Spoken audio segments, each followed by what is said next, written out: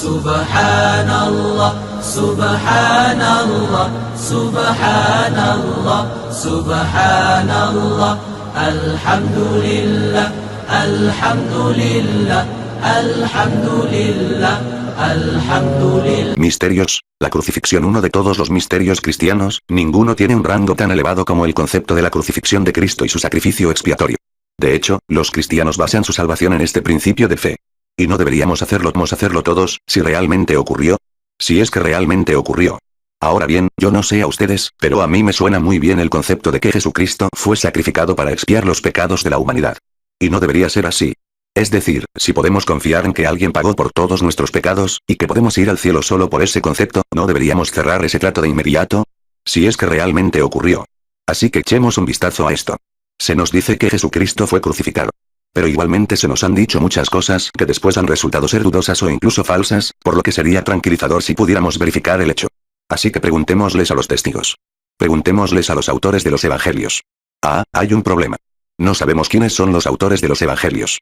Este es un misterio cristiano menos popular, es decir, muchísimo menos popular, el hecho de que todos, los 4, evangelios del Nuevo Testamento son anónimos. 1.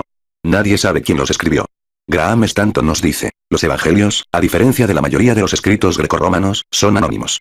Los títulos familiares que dan el nombre de un autor, evangelio según, no son parte de los manuscritos originales, sino que fueron agregados a comienzos del siglo II. ¿Agregados en el siglo II? ¿Por quién? Lo creas o no, también por un anónimo. Pero, olvidemos todo eso.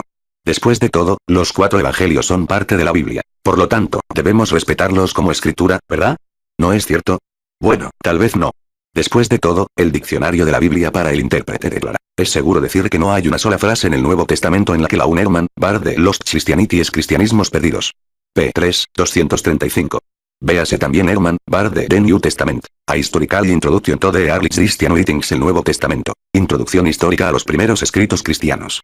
P. 49. 2 Stanton, Graham N. P. 19. Traducción de manuscritos sea completamente uniforme. 3. Esto, en adición a las ya famosas palabras de Bart de Ehrman, posiblemente es más fácil poner el tema en términos comparativos. Existen más diferencias en nuestros manuscritos que las palabras que hay en el Nuevo Testamento. 4. Sorprendente. Es difícil de imaginar. Por una parte, tenemos a Mateo, Marcos, Lucas y Juan diciéndonos, quiero decir, tenemos a Anónimo, Anónimo y Anónimo diciéndonos que... ¿Qué es lo que nos dicen? ¿Acaso ellos pueden siquiera ponerse de acuerdo en lo que Jesús usó, bebió o incluso dijo?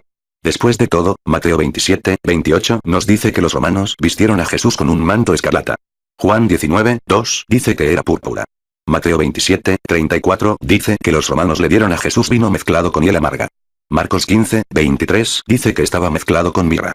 Marcos 15, 25 nos dice que Jesús fue crucificado antes de la 3.ª hora, pero Juan 19, 14, 15 dice que fue alrededor de la 6.ª hora.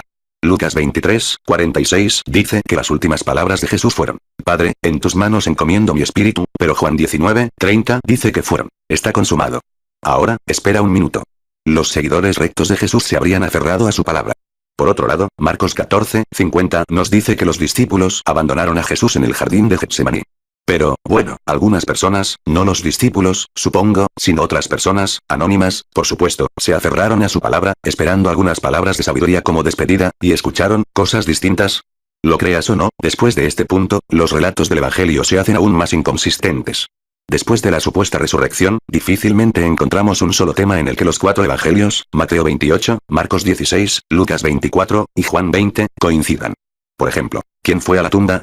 Mateo, María Magdalena y la otra María. Marcos, María Magdalena, María la madre de Jacobo, y Salomé. Lucas, María Magdalena, y Juana, y María madre de Jacobo, y las demás con ellas.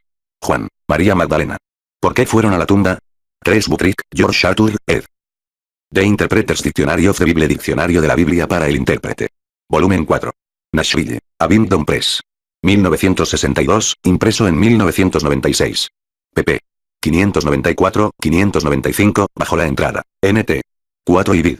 The New Testament, a Historical Introduction to the Early Christian Writings el Nuevo Testamento, introducción histórica a los primeros escritos cristianos. P. 12. Mateo, a ver el sepulcro. Marcos, compraron especias aromáticas para ir a ungirle.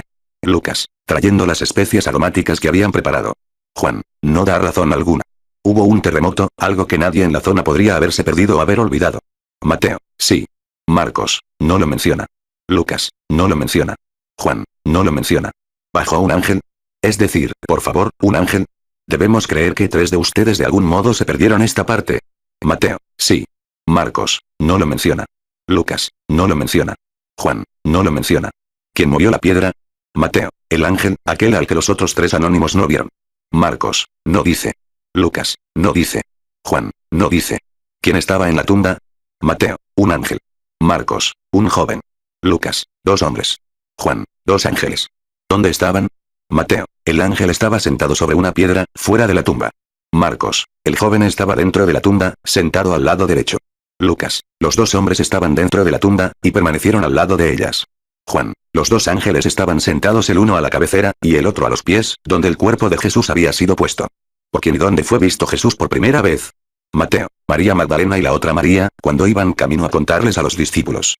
Marcos, solo María Magdalena, no dice dónde. Lucas, 2 de los discípulos, camino a una aldea llamada Emaús, que estaba a 60 estadios de Jerusalén.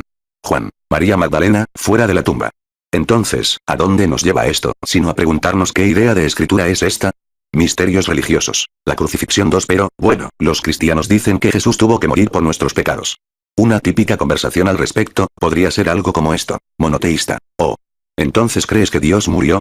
Trinitario. No, Dios nos libre. Solo el hombre murió. Monoteísta. En ese caso, no era necesario que el sacrificado fuera divino, puesto que solo la parte humana murió. Trinitario. No. Murió la parte humana, pero Jesús / Dios tenía que sufrir en la cruz para expiar nuestros pecados. Monoteísta. ¿Qué quieres decir con tenía? Dios no tiene que nada. Trinitario. Dios necesitaba un sacrificio y un humano no bastaba. Dios necesitaba un sacrificio lo suficientemente grande para expiar los pecados de la humanidad, así que envió a su Hijo unigénito. Monoteísta. Entonces tenemos un concepto distinto de Dios. El Dios en el que yo creo no tiene necesidades. A mi Dios nunca le ocurre que quiera hacer algo pero no pueda porque necesita algo para hacerlo posible. Mi Dios nunca dice, oye, quiero hacer esto pero no puedo. Primero necesito conseguir algo. Veamos, ¿dónde puedo hallarlo? En este escenario, Dios sería dependiente de una entidad que pudiera satisfacer sus necesidades. En otras palabras, Dios tendría que tener a un Dios mayor. Para un monoteísta estricto esto no es posible, puesto que Dios es uno, supremo, autosuficiente, la fuente de toda la creación. La humanidad tiene necesidades, Dios no. Nosotros necesitamos su guía, misericordia. Pero, Él, no necesita nada. A cambio. Él puede desear la servidumbre y la adoración, pero no las necesita. Trinitario. Pero este es el punto. Dios nos dice que lo adoremos, y nosotros lo hacemos a través de la oración. Pero Dios es puro y sagrado, y los humanos somos pecadores. No podemos acercarnos directamente a Dios, debido a la impureza de nuestros pecados. Por ello, necesitamos un intercesor para orar a través suyo. Monoteísta. Pregunta. ¿Jesús pecó? Trinitario. No, fue libre de pecado. Monoteísta. ¿Qué tan puro fue? Trinitario. Jesús. 100% puro. Él era Dios / Hijo de Dios, de modo que era 100% santo. Monoteísta. Pero, entonces, no nos podemos acercar a Jesús más de lo que podemos acercarnos a Dios, según tu criterio. Tu premisa es que la humanidad no puede rezarle directamente a Dios, debido a la incompatibilidad entre el hombre pecador y la pureza de cualquiera que sea 100% santo. Si Jesús fue 100% santo, entonces Él no es más accesible que Dios. Por otra parte, si Jesús no era 100% santo, entonces Él mismo estaba contaminado y no podía acercarse directamente a Dios, mucho menos ser Dios, el Hijo de Dios o asociarse con Dios.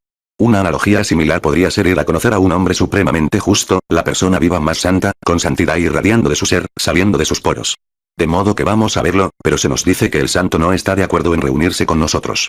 De hecho, no puede soportar estar en la misma habitación con un mortal contaminado por el pecado.